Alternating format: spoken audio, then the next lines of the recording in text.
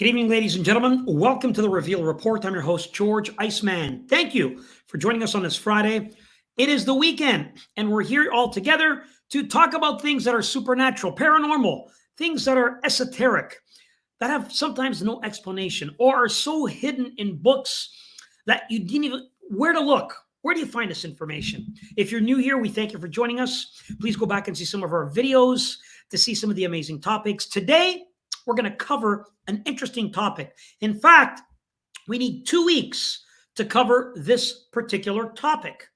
It's called Egyptian Gods, a 2-part series this week and next week. And this week, I will be joined by author Gary Wayne, your favorite. Everyone loves to have Gary, highly requested, very knowledgeable, a lot of information. And he'll be joining us momentarily. So we thank you for being here. Again, remember to like, subscribe, and share. And for those that are new, you have to subscribe to participate in our lovely chat. It's the Reveal family, and everyone here is great in the chat. They try to help each other, give each other information, support each other. So God bless every single buddy in the chat. And got to do some shout outs already. A special thanks for Lisa for being a continuous supporter of PayPal, and Kristen, I hope I said that right. Kristen and Lisa. Kristen, Lisa, thank you so much. This is without you guys, like all your help and little love and support and donations to the PayPal, we can't continue to do it every Friday. It's a lot of work. It's a lot of energy. It's a lot of time. So everything helps. So again, Lisa and Kristen, thank you so much for all you do for helping us keep this show on YouTube every Friday. God bless you, and God bless all our Patreon supporters, because following this show, we're going to do an after show, a Q&A on Patreon. You get to ask me or Gary anything you'd like. Well, almost anything. Again, guys, we appreciate you guys being here. Without further ado, I know you want us to get into it. So let me bring on my guest, Mr. Gary Wayne. Gary, how are you? You're on mute. That'll help a little bit.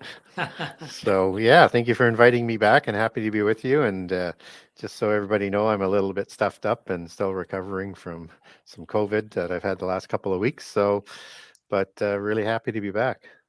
Well, we're glad that you're here, and we appreciate your insight and your take on some of the topics we're going to discuss.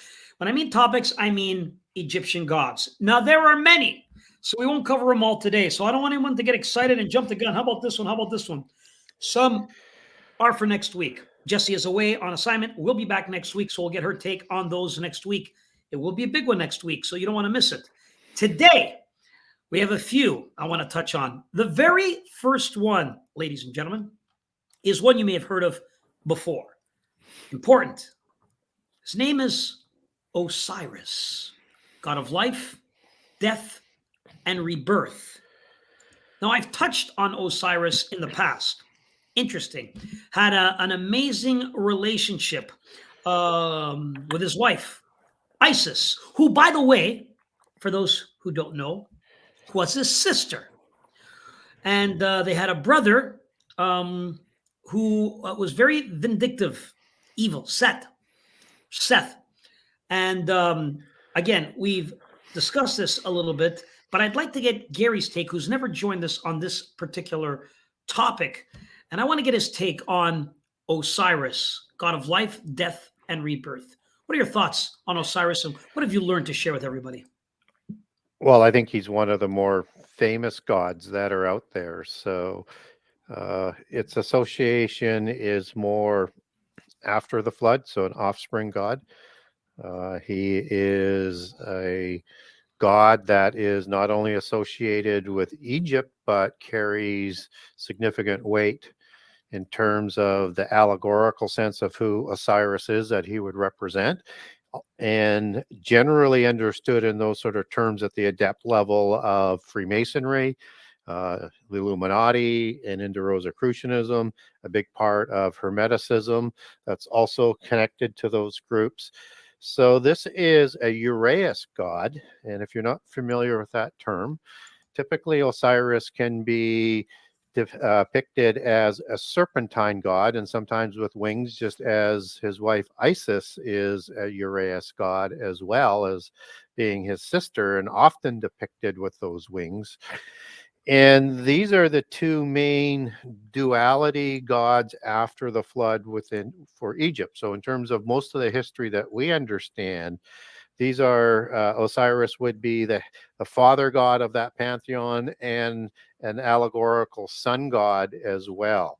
So Osiris had a lot of titles and names, and often is conflated with names of other gods. And just as Osiris takes on the mythos after the flood of gods that would have come before, that we're not going to get to tonight, but just so you understand that Osiris would be equivalent in other pantheons with Zeus, with Anki or Enlil. Some people will go back and forth in the Sumerian pantheon as to which one Osiris is equivalent.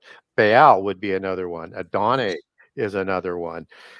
So it's the same god, I think, representing the same pantheon, just a different vernacular name. But the Egyptian pantheon is much more complex than the other ones. But if you understand it, as one of the things that I always like to talk about, is you understand the difference between gods before the flood and after the flood, and we're talking about gods now after the flood, you can start to make sense of the history, and you can start to make sense of the gods.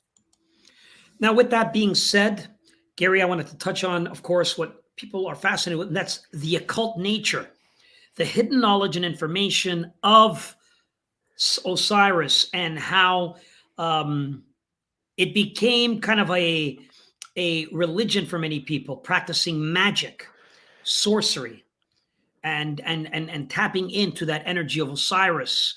Now, many celebrities in Hollywood are part of this sect. There are certain groups that look at this so-called God. It's not a God, ladies and gentlemen. There's only one God, one creator. I want to be clear with that. And Osiris is a big inspiration. One of those inspirations, of course, is this gentleman, and that is Aleister Crowley, who had his own theory and style of magic, creating Thelema. And it inspired a whole generation or few of Hollywood stars. That is Aleister Crowley. Next to him is the famous British singer David Bowie. And we combined a few others, and this is just a few. There's a lot more. So if you look, you will find, if you take a look, this is all the cult of Osiris Rising, also known as the X. Osiris Rising, also known as the X. Many celebrities participate in this, as you can see. Thoughts on this, Gary? Yeah, I mean, it just shows you how popular Osiris and the Egyptian pantheon and history is. And it is, I think it helps that you have the Rosicrucians, who are so involved with the entertainment industry, who are also heavily weighted in their mysteries and worship with Osiris, and just as Freemasonry and the Illuminati does as well. So you have Osiris as being one of these resurrected gods in that sort of mythos. And, he is, once he dies, which is kind of an oxymoron, because gods don't die, only God the Most High has the ability to do something like that as the, Well said, as Gary. the creator. So he dies in the mythos, and his spirit, which he's originally spirit anyways as a fallen angel, and he creates his body, but he's going to resurrect, so to speak, into the Orion constellation, or as Sirius, and into that zone, and Isis will go there as well. And he's also understood as not as a Antichrist type figure, but his son Horus would be, who is somehow created in this ridiculous sort of story out of his dead body parts with Isis, that creates Horus as sort of the king, as the god of the kings, as the demigods, as it would be more understood at. But again, it's not a demigod, because demigod is half human, and this is not being talked about as human, but that's part of the mythos, in that the pyramids are sort of emblematic of Isis and Osiris in terms of the belt, in terms of where they went after they allegedly died. Now, they didn't die. They went to the pit prison, and so they would have created demigods after their likeness, which they did. They would have done the same types of crimes against creation as what was done before the flood. So they walked amongst humans for a while after the flood, but then they disappear. Yeah. And one of the things that people aren't aware of about Osiris is it's a transliteration of Azar, Asar, which is the same understanding and worship of the god after the flood that comes out of Mesopotamia and comes over with Hermes and Mithraeum and becomes transliterated into Osiris as the Egyptian pantheon and the second sort of leg of the mystical religions after the flood and after Babel start to populate.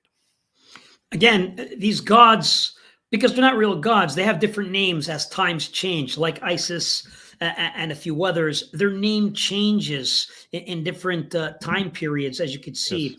Yes. We would be here a few weeks to go through it all specifically and break it down. But as a brief description, you could see Osiris, the Egyptian god, again, representing death, representing life, representing rebirth. The rebirth is key.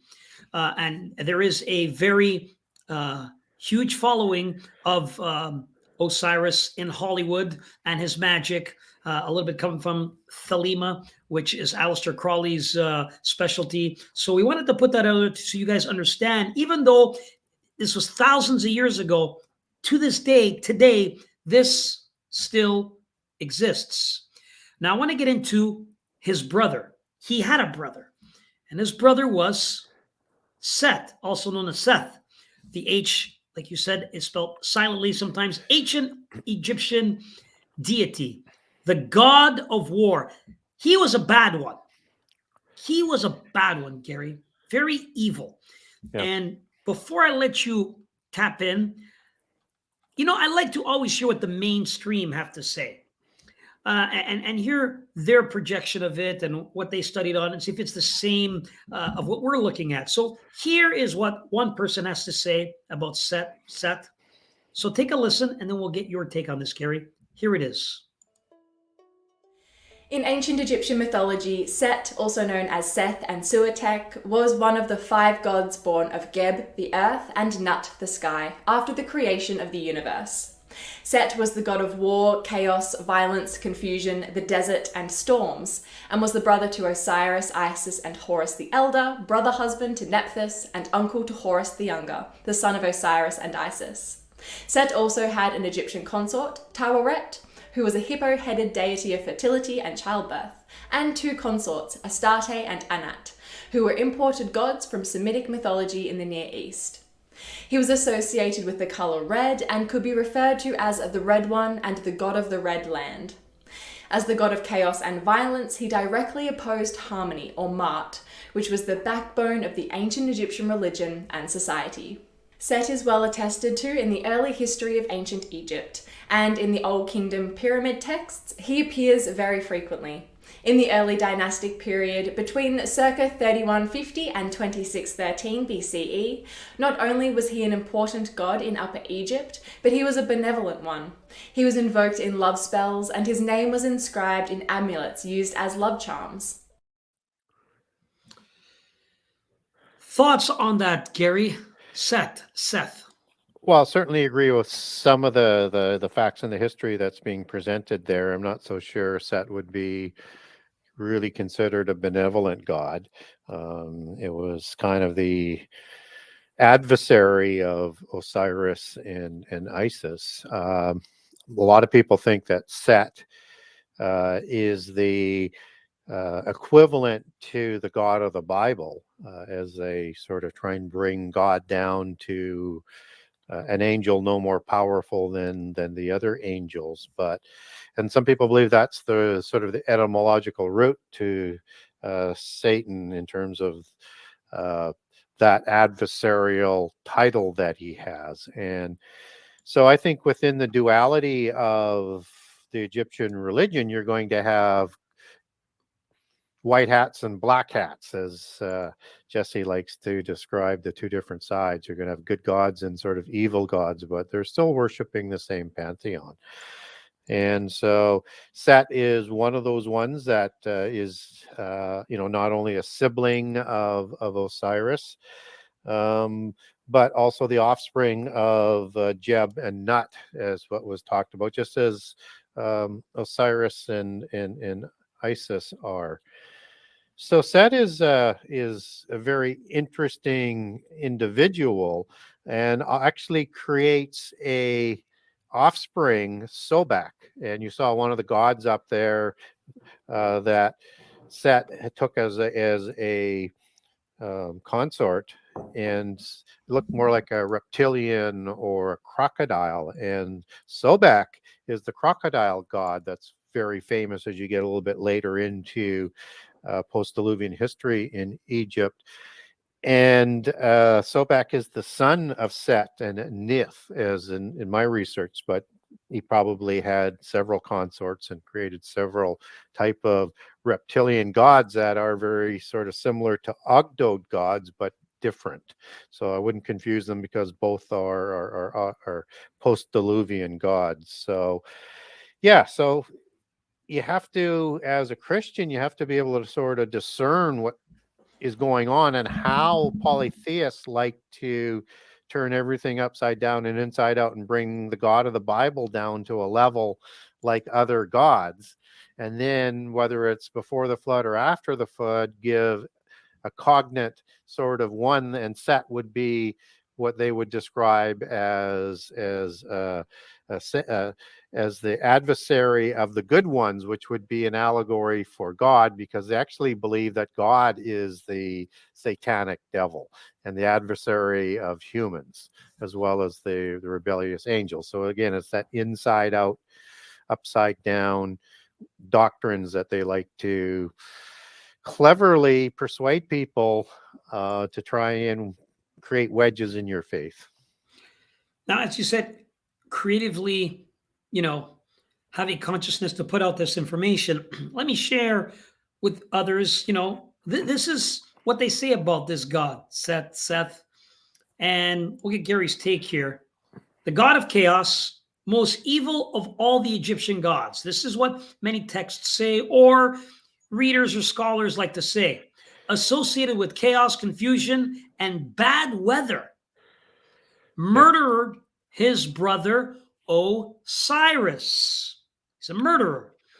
Appeared with a forked tail and hooves, a snout, and a scary head.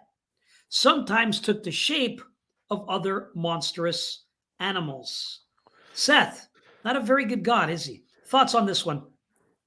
Yeah, so that's why I was sort of taking issue with the lady that was on the video, saying Seth was such a good, benevolent god, like like the total opposite of that. I don't know how deluded you would have to be to.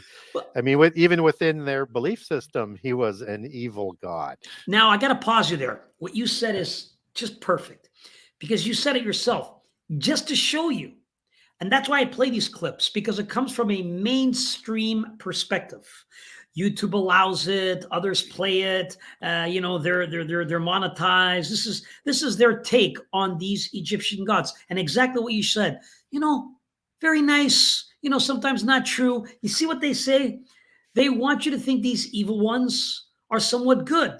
But we're telling you the studies is the opposite. He murdered. Not only did he kill his brother, he chopped him in pieces and spread it upon the land. That's how demented he was. And for those who wanted to know why, because he was jealous of the power that he had and the respect from everybody in the land. And he wanted that power. He wanted to be the sole king. He wanted the respect from the others. Jealousy and rage. So no, he's not a good nice god. He wasn't a god to begin with, but the lies and propaganda that the Yeah. mainstream media put out. In the pantheons, the important gods, and I would say all the way down to the lower levels, are given realms or worlds or dimensions to govern as the god of one of those dimensions or realms. But they're never satisfied with that. They're always trying to take over another realm because they want to be the chief god, right? They just don't want to be of a specific realm. So a lot of what you see in their portrayal in entertainment is some of that conflict. But that's just their nature. They can't even get along with themselves. And that's a fact. So again, these two, interesting. Um, it's so weird what I'm going to say, and I mean, this is the theology, this is the writings about it, this is what it said. Yep. But let's, and what I mean by that is they had a sister. Listen carefully. They had a sister. This is Isis. Very popular, had other names in the past. That was their sister. But here's the key here, folks. Osiris married his sister. Incest. He married his sister, Isis. Yeah. And apparently they so-called bore a child after he was dead. Very strange. But again, we're going on the writings and what they say, the old stories. And in today's day and age, the rich elite are known. I mean, this is mainstream, so I'm not talking about a conspiracy here, that they marry within their own family to keep the power and the money in their family, and they say to keep the blood pure. So let's touch on Isis for a minute, Gary. What are your thoughts on this character, Isis? Yeah, and you see that Uraeus or seraphim form of angel. So we could look at Osiris and Isis as being seraphim in a physical sort of sense. And those are the Uraeus gods, and they're known throughout the Middle East and the Canaanite pantheon as well. And what's also interesting, she has a sun disk up there. And so she's the queen of heaven, just as Osiris is her partner and the king of heaven. But queen of heaven as a mother goddess, which Isis is also looked at, is a very, very important sort of figure.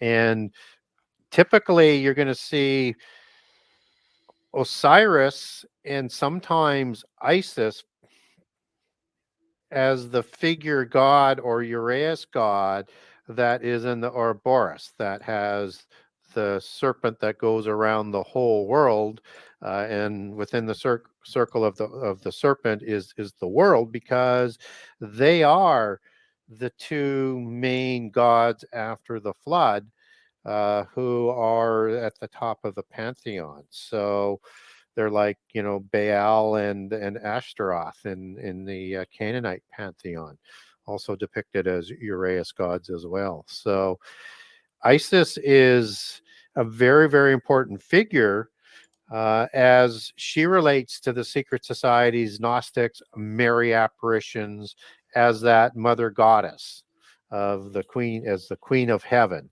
as the fertility goddess, as in a lot of cases as a war goddess. And a lot of the female mother goddesses were very, very powerful war goddesses as well, and above the war gods. So if you have in some of the pantheons, you have the war god that is not like a Zeus. There's another god in the Greek pantheon that's just below, like I think it's in the Roman pantheon, the equivalent would be Mars for the war god. And Ares is the name I was looking for in the Greek pantheon. So this is a very powerful god ruling after the flood and equal to Osiris, and is also the mother of the scorpion creatures in the Egyptian mythology. And also she's the one that's going to remain after Osiris leaves for a period of time. So she's going to have other consorts, and she's going to continue to reign over the pantheon of the gods, which is, again, a little bit different than the other pantheons, but the character goddess is very, very similar to what's in other pantheons. Yeah. Yeah, she had many names. Mother goddess, goddess of magic and wisdom. And again, guys, for those that are starting off in magic and the occult, I'm just putting this is one of the people that people try to summon by doing spells. That's why, goddess of magic and wisdom, sky goddess, universal goddess, um, temples of festivals. I mean, she has a lot of names. Very, very popular amongst many of those practitioners, witches in magic, especially the newer ones.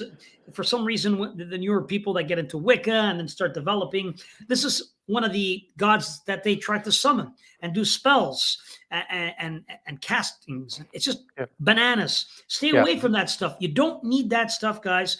I'm telling you, it's just a waste of energy and time. And at the end of the day, your manifestation isn't going to happen. So we're trying to set up warnings here and let everybody know it's not what you think. But I want to put those out there so you're aware of it and you understand it. This goddess, so-called goddess Isis, is one of those that they worship from Egypt. You got some more context on that, Gary? Yeah, and also one of the things is because you're mentioning the magic part, and that sort of takes her down another stream that a lot of other gods in a pantheon or goddesses in a pantheon don't go down to, but she has an equivalent in other pantheons, as we said. So one of those cognate goddesses would be Diana, queen of the fairies. Isis is queen of the fairies in the Egyptian pantheon. And so when you're talking about the fairy realm, we're talking about the use of the magic, and so she is a supplier of a lot of this knowledge and technology, as well as the procreator, or in part as part of the procreator of much of the fairy realm.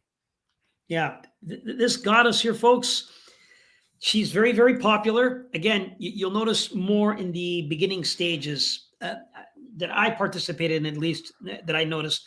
Isis was one of the ones that they went to.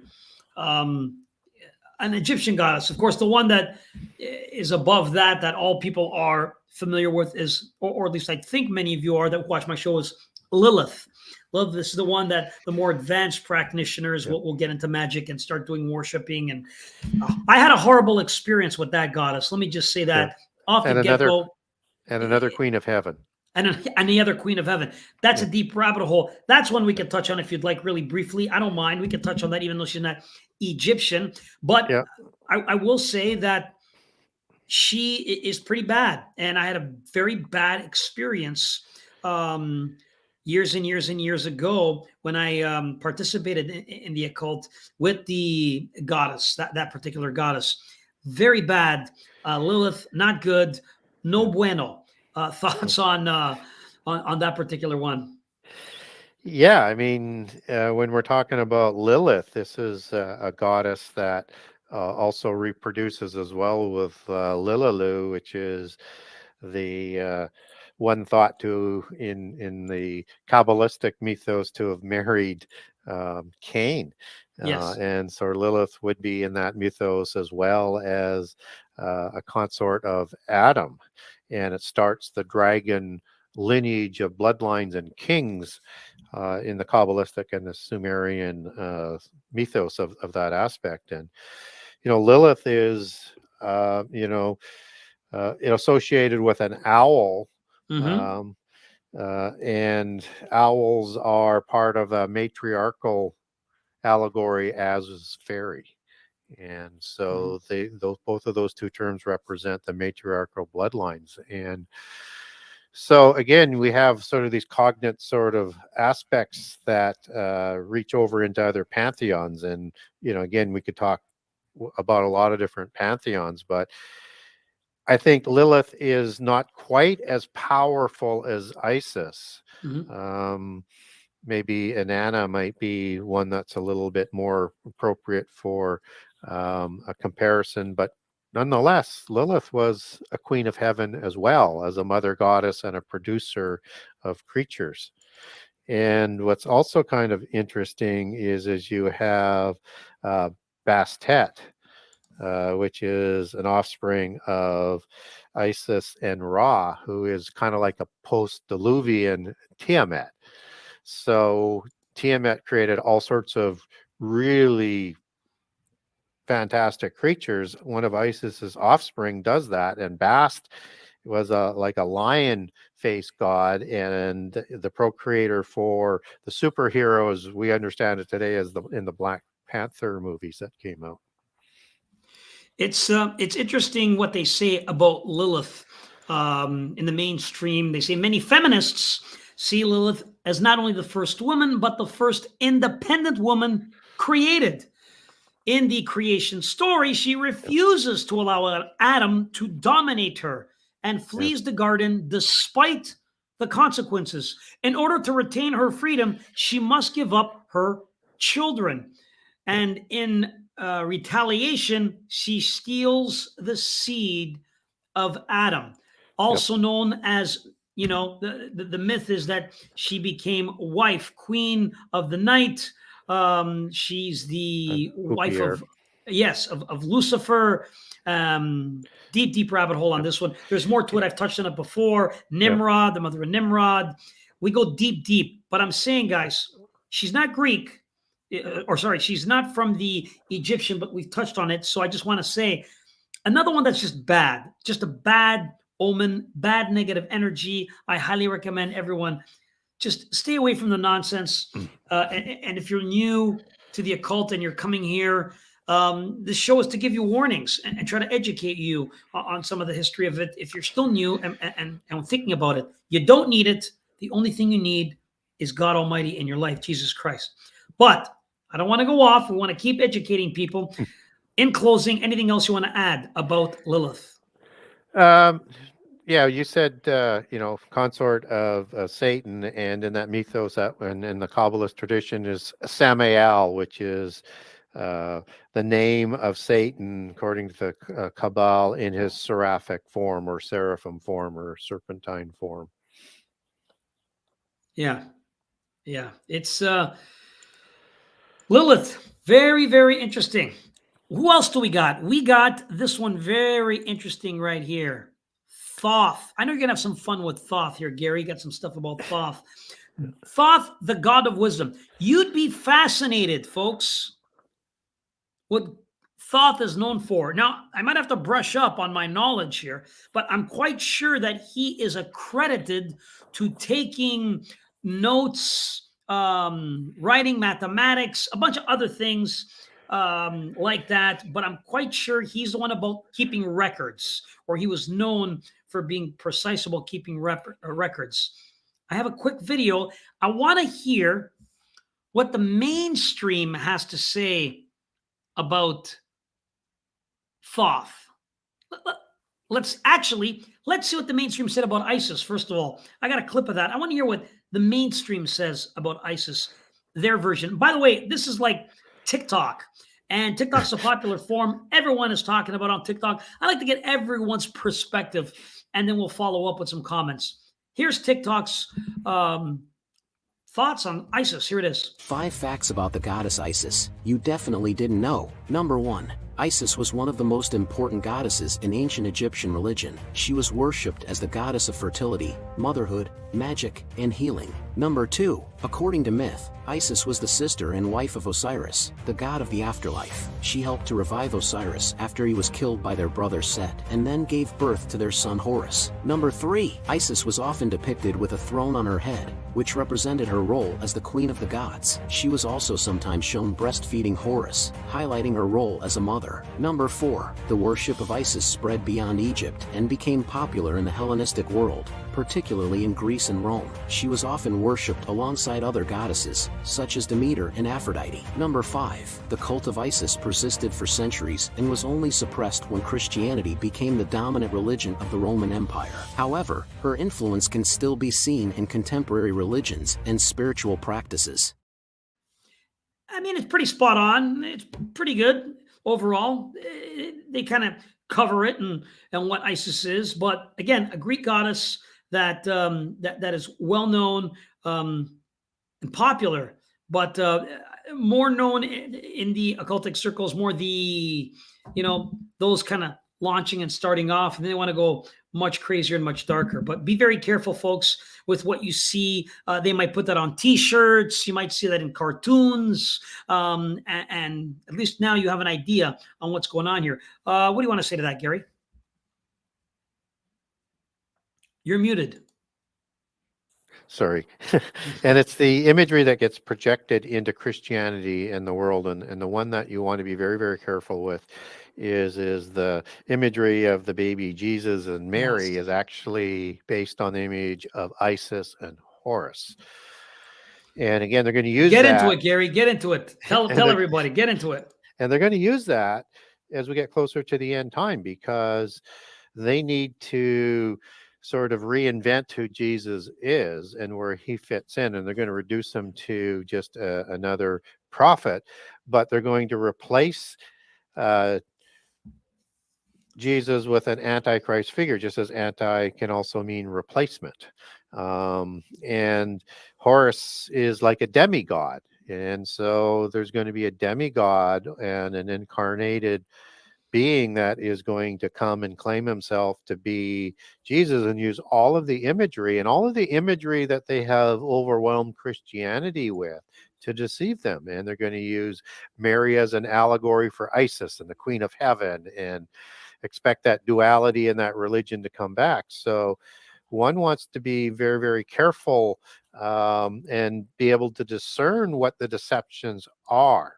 And it's why the original Jerusalem church didn't have all of this imagery, because they're a branch of Judaism.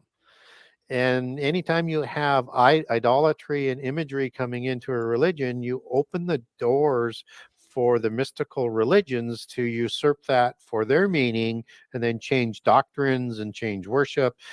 And it just sort of snowballs, and they're going to snowball a lot of Christianity into this universal religion that's going to have a Queen of Heaven.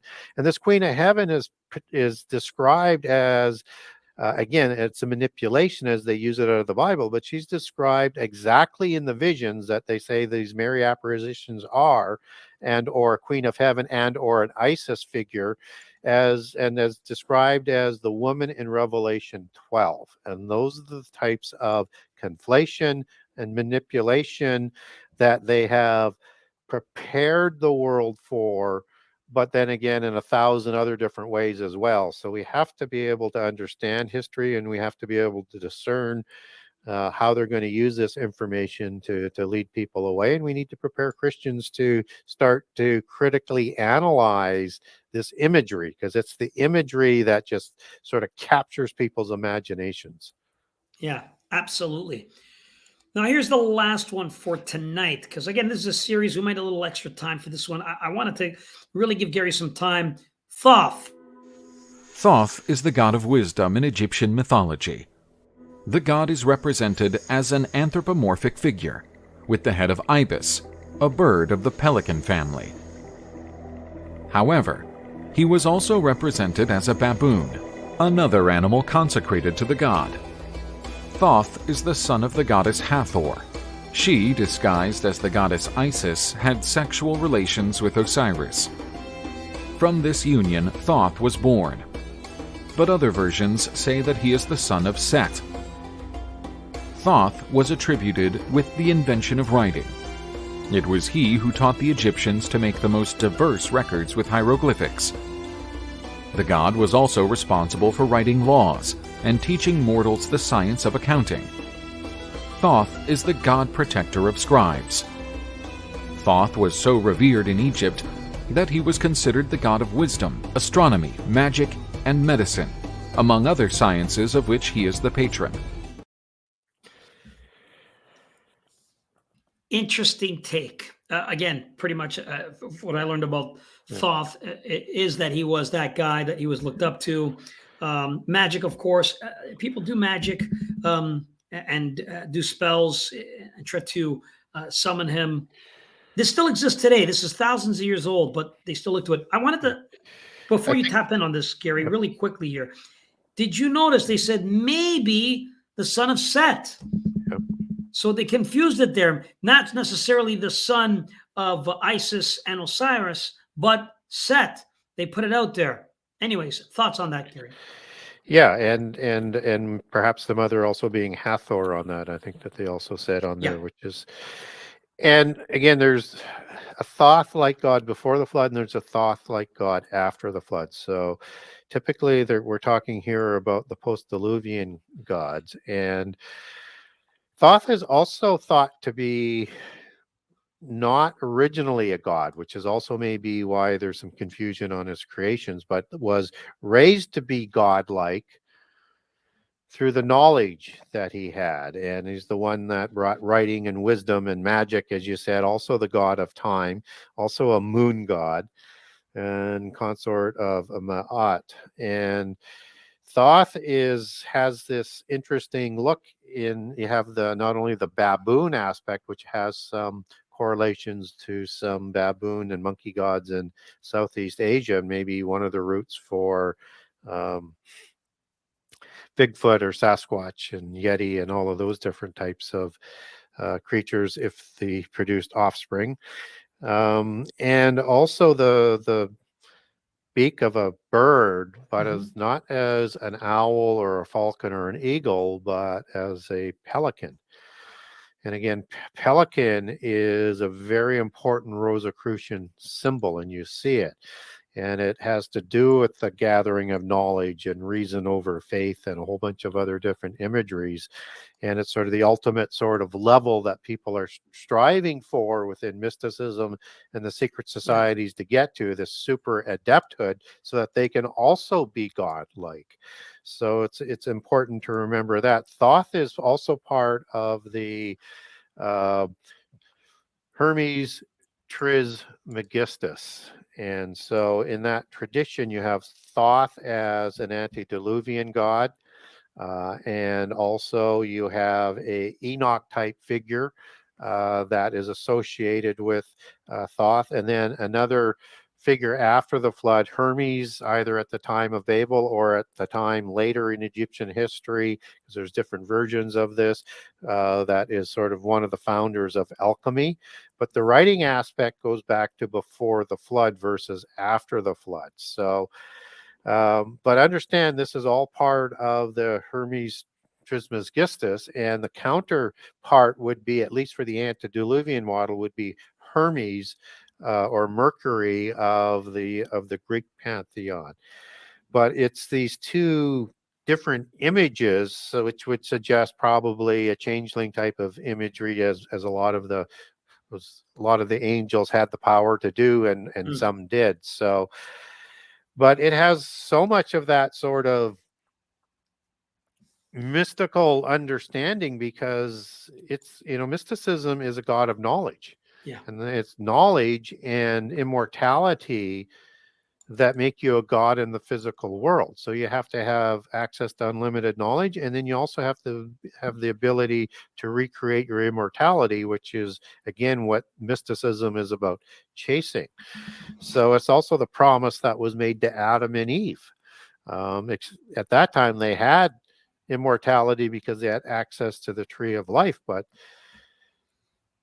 the serpent and the hash offered the knowledge of both God and evil, so you could be like God. So what Adam and Eve didn't understand is once they broke the only law that they were provided in Eden, is that they would no longer have access to the tree of life. So it was just sheer deception. But again, the understanding of this immortality and unlimited life and unlimited knowledge, is going to be offered in the end time with the technology that is going to deliver the knowledge of Thoth, or the knowledge of the divine essence as it comes from the Sophia, goddess of the archons. And it's a restoration in their part to humankind or demigods back to that godlike level in the universe that they're going to offer. So it's all intertwined. And so everything like the search for the Holy Grail is an allegory for the search for that knowledge and eternal life. Now, I got to ask you about Thoth, because he is fascinating with what they talk about and so forth. You made the you talked about Hermes, the association with Hermes and how it's known in the Rosicrucians. Can you touch on Hermes a little bit and how there's that association between Thoth and Hermes and what you made that point? I just want to add a little bit more to that for the viewers. Yeah, and it's that ideology that in one part of the mythos there is an evolution from human to godhood.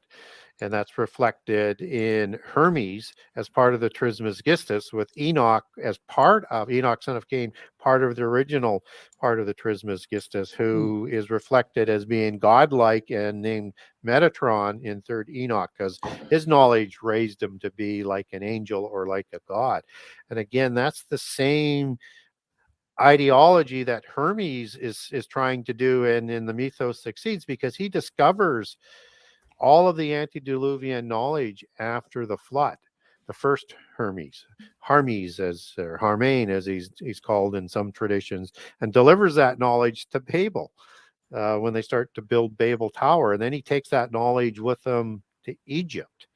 And so if there was an ability with that power to make Nimrod Gibborim, a mighty one, one wonders what that did for Hermes, and is that part of the mythos of him becoming a god after the flood through his knowledge and through the technology that he was able to tap into. Hermes, folks. You see the association there? There's so much going on.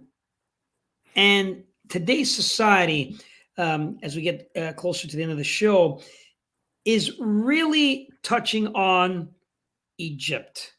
And they follow a lot of Egypt. You'll see that a great inspiration of Egypt in, of course, the District of Columbia, which is Washington. Let me show you here. You know what that is, Gary? That's an obelisk. It is an obelisk. You caught that. Let me show you someplace, another, if you look, obelisk. Let's see it again. That's in London, England, by the way. And these obelisks are around the world. I found them everywhere. You could do your homework. These obelisks originated from Egypt. And now we see the influence and inspiration around the world, especially the United States, but you've seen it in Canada and in Europe. So if you could maybe just explain a little bit about the reasoning for this and why we see it everywhere. Well, it's extending the legality and the control of the pantheon that they worship the most in the secret societies and the bloodlines. It's the Egyptian and the Greek, and to some degree the Babylon, but it's the Greek and the Egyptian imagery that dominates the infrastructure. And you could throw Roman in there because that's the same as the Greek for the most part, that dominates our building structures, our architecture, our monuments. And it's showing that they have reign and control over those areas, and that they're there for the adepts to worship and honor. And that's why they do many, many rituals and things around them. It is demonstrating who provides the rulers of this earth with their authority and their divine right to rule. And they like to be able to flaunt everything in plain sight because they've brainwashed you not to recognize it. So everything that was built in Washington City is done in sacred geometry, astrological alignments. Everything is done for a reason so that they can regularly do their pilgrimages and seasonal festivals, which go back into prehistory. So yeah, it is expressing that this is a polytheist controlled world, and they have control over all the governments and all of the religions with that imagery. Now, I want to add to that a little bit because some of the undertone sayings is that this is the missing phallus, Gary. Yes, this is the phallus for those that don't know what that is, you'll have to Google it. I don't want to use coarse language. It's It's a the phallus missing, symbol. Yep. the phallus symbol. And it has a lot of representation. Some say it's the missing phallus of Osiris. Yep. Again, Exactly. yes. So maybe touch on that briefly. Yeah, and as a parent god was producing other offspring gods, and Horus would be the classic, but I, it's a very bizarre ritual in terms of how Horus is created with parts of Osiris after he's been killed. So that's the part. And Horus is the Antichrist figure. So when you had mentioned earlier with people like Crowley and many others, they recognize Horus as that incarnation of the Antichrist spirit that they're trying to channel and they're trying to be. So when we look at the spirit of the Antichrist from a polytheist perspective and from at least an allegorical perspective, they take that back to Horus. And in this bizarre creation that creates a bloodline that is sought after, let's put it that way, and also the demonic spirit aspect to bring that in and back into play. Yeah. So you'll see this everywhere, guys. And again, it's representing what they worship, what they're about. The influence of Egypt is everywhere. I mean, everywhere in building, magic, a lot of so much nonsense. One of the groups I was supposedly going to partake in, to be a part of, is the Golden Dawn. And the Golden Dawn was something that was, participated with by Aleister Crowley. But a lot of their roots, or most of their roots, is Egyptian. Yes. And I would walk into this temple, and it was all Egyptian architecture and paintings and everything. We go deep into it. I won't get into that, but I'm just saying, this is not stuff you want to be a part of, folks. Everything is hidden. We try to expose it for you, or at least talk about it so that you're aware that you're not supporting these things. It's in your face, basically, right, Gary? It's in your face. They're telling you who they are, who runs it, who's in charge, who's the boss, and they want you to basically obey and follow through. Is that correct? Yes, or pay the price. Pay the price. Yeah. It's unbelievable. And again, I want you guys to know that it's not everything is what you seem. Everything is not hunky-dory. And I don't want to get political. We'll use that for the after show. So if you want to join us on our Q&A on Patreon, then we could get into a little bit of political things. You could ask some questions, because here on YouTube, we could only say what we're allowed to say. We have to follow the rules, right, Gary? Yep. Silence is consent, Carrie says. 100%. This is what she said. Silence is consent. So if you see it and they tell you what they're doing and you do nothing about it, that's basically saying you're okay with it. I never give permission or authority. I do the opposite. So it's important. It's important that we are spiritual in these matters, that we are aware. The guests that I bring on, Gary and others, discuss these things. And sorry, go ahead. I was going to say, and one of the things when we talk about that imagery and how they capture it. I mean, you see that imagery every time you see a movie presentation, because it's all run by the same groups, and they've got their imagery and their names that go back to their belief system. So you know there's propaganda in there, and there's brainwashing. The money, they only put faces on the money of the bloodlines. Yeah. And then you have the pyramid on the $1 bill, and then you have other things that are written on the currency that all reflects how much control they actually have. And it's a legal thing that they do, because it's just part of their belief system, and they get that legal authority from these ancient gods to oppress humankind, and they're going to have that for a while until it's overthrown in the ordained time. But in the meantime, we need to know that they're using this to lead as many as they can away from God, and to create wedges in our faith. So we have to recognize it, and we have to be able to explain to people that you accept all of this imagery and you never critically analyze it. Why is it, if you've been taught how to critically think in universities, which you haven't, you've been brainwashed, that everything we see represents the polytheist religion that runs this world? And they can't answer that, but hopefully they start thinking about it. I agree. But we need to pose those questions out there, Gary. Yep. But we need to ask these things. We need to share with everybody so they're aware, they know what's going on, and they can make their decisions, use their discernment, and be in prayer to figure it out. There is a lot about the Egyptian culture, and its lineage, its heritage. I mean, it's in the Bible on how they were the slave masters, and Moses originally from there, and so much that goes with it. Egypt is a big part of it. And the first beast empire. Yes. And the first empire, as you said, has a relationship with Israel. It raised Israel from a small group of people into a great nation, and then turned on them. But it's all the beast empires have an intimate relationship with Israel. And it's one of those keys to understand history in the end time.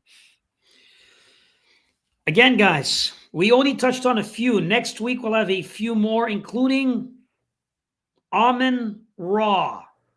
We're going to get into that. It's going to shock many of you with some of the information we're going to share. We're in that time. We have to share it with you. And you might not like what we have to say, but sit back, fasten your seatbelts. The time has come. The knowledge is there. The veil is being lifted, and we must share this information with you. We talk about Amun-Ra and how you may possibly use his name today. So we need to be very careful, folks, on what you say and when you say it.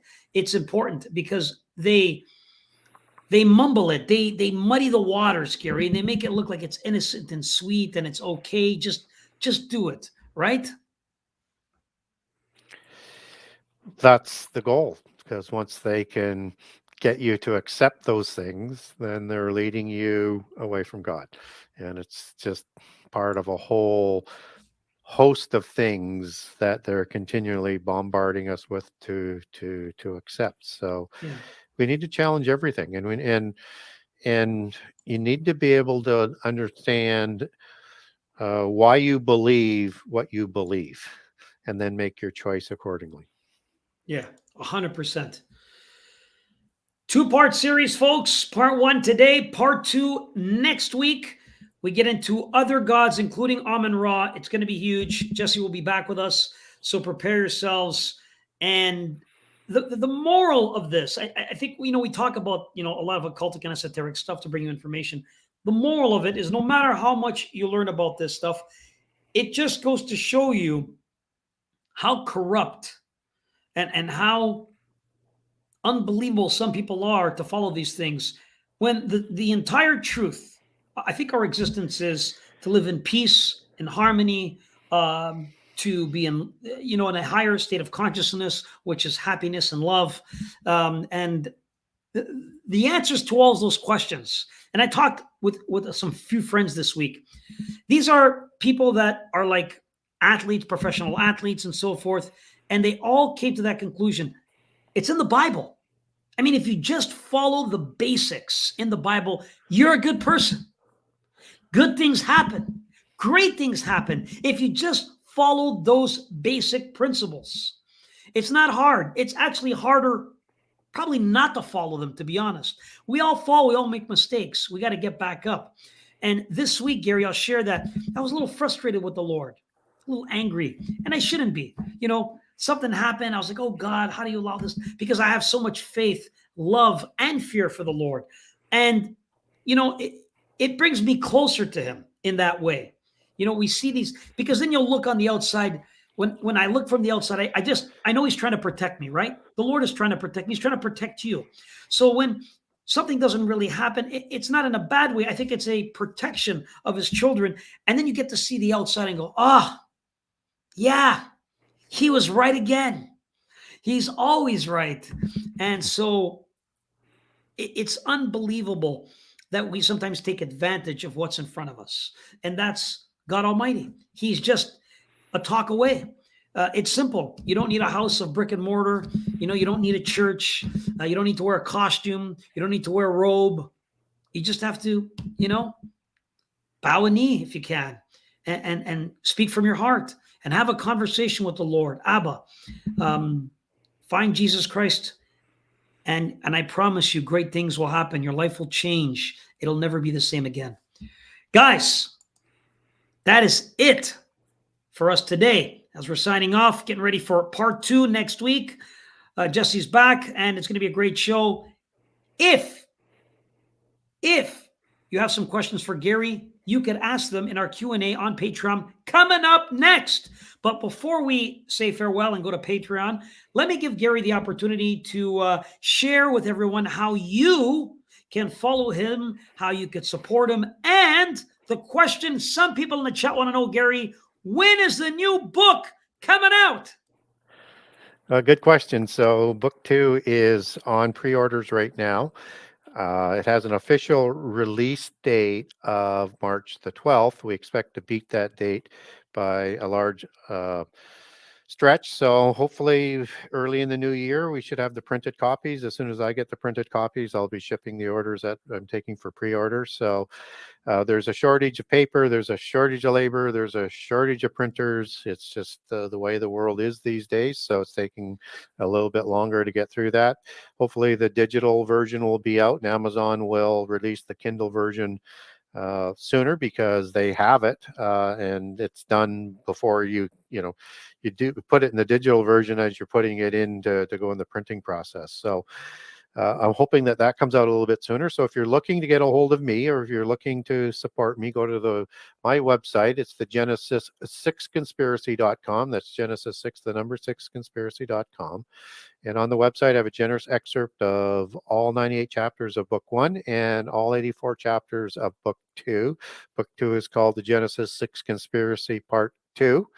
How understanding prehistory and giants helps to define end time prophecy. And it's targeted at Christians, and it goes deeper than any other book that's been written that's out there, and into the Bible in terms of what it's talking about: giants, hybrids, the angelic order, the rebellious angelic order. Takes all of those terms and understanding and brings it forth into understanding some of the allegories and end time prophecy, while giving you a chronology for end time prophecy. So that's available for pre-order. So you just go to buy now, click on book 2, and you can pre-order for that and for a signed copy. And you can also link over to Amazon.com, Amazon.ca, BarnesandNoble.com to do the pre-order as well, just as you can for Genesis 6 Conspiracy Part 1. And as soon as the Kindle is available, I'll have the link up for the Kindle for book 2 as well. And if you wanted to ask me a question or get some more information, I've done some other changes on the website. So there's a contact the author area now, and that's gets you right through to my email. For other people, if they're looking on the media page where it says contact Gary Wayne for an interview, that's my email as well. So you can get a hold of me that way. And I've gotten my response time down to about 1 to 2 weeks now, from about 3 months. So starting to catch up on things now. Excellent. Thank you so much, Gary. Guys, if you want to support the show here on YouTube, keep it here. It means a lot. Okay. Go to paypal.me/George Iceman. The link is in the description. Again, a special thank you going out to the first 2 who've been doing this every week. Special thanks to Lisa for being a continuous supporter on PayPal, and Kristen. Thank you to those 2 lovely ladies, and any one of you as well that can support. It means a lot. Again, any little thing goes a long way. $3, $5, $10, $20, anything helps this show to bring information, to put the time, the effort, the energy to make this happen every single Friday night. We appreciate it. We thank you. And there's a possible opportunity, maybe, Gary, that I might do a series in Egypt. Actually go to Egypt, film Egypt, ask questions in Egypt, interview in Egypt, go to sacred locations in Egypt. If I was to go, would you guys see it? Would you support it? Would you want to be a part of it if I do a live show in Egypt? Give me your feedback. Tell me what you think of idea. Should I go to Egypt and do the show live in Egypt? It could be interesting. Again, thank you all for watching. Right after this, we are going to Patreon, guys, and it's going to be quite interesting, a Q&A and an after show. So we hope you join us. On behalf of Gary and myself, thanks for watching. And remember, get outside, get some fresh air, get some vitamin D. But most importantly, guys, make some time to give grace, glory, and praise to God Almighty. Thank you for watching. God bless, and good night.